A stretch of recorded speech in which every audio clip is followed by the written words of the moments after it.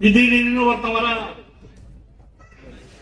அதுவும் இந்த எதிர்கட்சியில இருந்துட்டு இன்னைக்கு கூட ஒருத்தன் பேட்டி கொடுக்குறாரு. அந்த கூட்டத்துல போய் கலந்துட்டு வந்து வெளியே வந்து பேட்டி கொடுக்கறத பாத்தீங்கன்னா அதுவும் இந்த ஊர்காரர் தான். அவர் கொடுக்கிறார் பேட்டி. என்ன பேட்டி கொடுக்கிறார் தெரியுமா? திமுக அரசு சொன்னதை செய்யலை, எதையும் செய்யலை. ஆனால் இவர்கள் ஏமாற்றுவதற்காக முதலாக இந்த கூட்டத்தை நடத்துவதற்கு என்ன காரணம்? எந்த லூசு புயலாக இதை கேட்பானா? கேட்கிறார் ஒருத்தர். தமிழக முதல்வர் முதலாக நடத்துவதற்கு எல்லாவற்றிற்குமே முதலாக வழிகாட்டி கொண்டிருப்பவர் நம்முடைய தமிழக முதலமைச்சர் தளபதி. அதை பார்த்து கேட்கலாம். முதல்ல இந்த கூட்டம் நடத்த வேண்டிய அவசியம் என்ன? முதல்ல யார் நடத்தணும்? யாரு கேட்கறது தெரியுமா? யார் ஒரு பேர்? ஜெயக்குமார். அவர் கேட்கிறாரு, இது முதல்ல நடத்தினா ஏம்பா நீ கூட்டத்துக்கு வந்த, கருத்து சொன்ன, தீர்மானத்தை பார்த்த, எதற்காக இந்த கூட்டம்? தமிழ்நாட்டை நசுக்கி விடக்கூடாது. நாங்கெல்லாம் படிக்கிற காலத்தில் இருந்து இங்க இருக்கிற நம்முடைய சுபவியாக இருந்தாலும் மாசுவாக இருந்தாலும், மாசுவ இளைஞரணியிலிருந்து வந்தவர் தான்.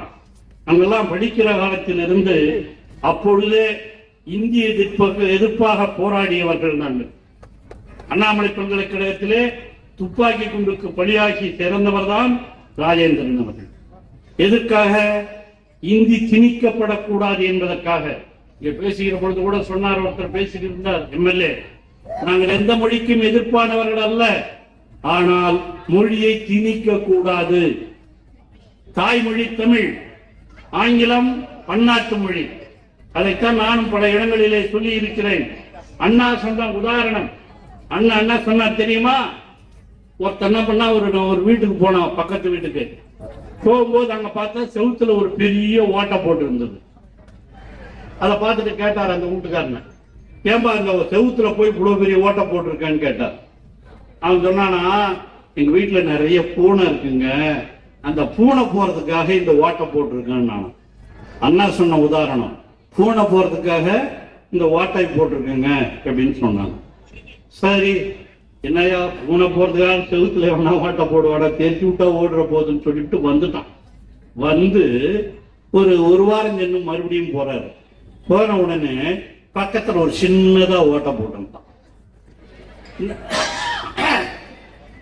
போன வாரம் பெரிய ஓட்டம் போட்டிருந்தா இப்ப சின்ன ஓட்டை போட்டிருக்கேன். நானா அது பூனை போறதுக்கு, இது பூனை குட்டி போறதுக்கு நினைச்சு பாருங்க. அப்பதான் கேட்டாராம், பூனை போற வழியிலே பூனை குட்டி போவாதா, அதுக்குன்னு எவனா ஒரு தனி ஓட்ட போடுவானா என்று கேட்டாராம். அதற்கு உதாரணம் சொன்னார் பேரறிஞர் அண்ணா அவர்கள்.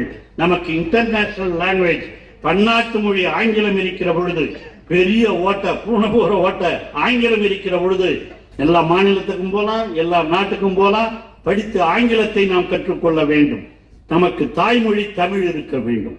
இந்த இருமொழி இருக்கிற பொழுது இந்த சின்ன ஓட்டை போட்டு இந்திய கொண்டாந்து எதுகடா பூத்துறீங்க என்ற அண்ணா உதாரணத்தோடு அன்று சொன்ன உதாரணம் தான் இன்று தளபதி அவர்கள் இன்றும் அதிலே உறுதியாக இருந்து, எனக்கு 2000 கோடி இல்ல 10,000 கோடியே கொடுக்குறேன்னு சொன்னா கூட நாங்கள் இந்தி திணிப்பை என்றும் எதிர்ப்போம் என்று சொல்லுகிற ஒரு முதலமைச்சர். அவருக்குத்தான் இன்று நாம் பிறந்த நாளை கொண்டாடி கொண்டிருக்கிறோம். ஆக நான் முன்பே சொன்னதை போல பிறந்த நாள் என்பது சடங்கு சம்பிரதாயம் அல்ல. அவர் என்ன வழியிலே சென்று கொண்டிருக்கிறார்? தந்தை பெரியார், பேரறிஞர் அண்ணா, தலைவர் கலைஞர் வழியிலே அவர் இந்த மக்களுக்காக எதையெல்லாம் செய்து கொண்டிருக்கிறார் என்பதையெல்லாம் வளர்கிற இளைஞர்களுக்கு எடுத்து சொல்ல வேண்டும்.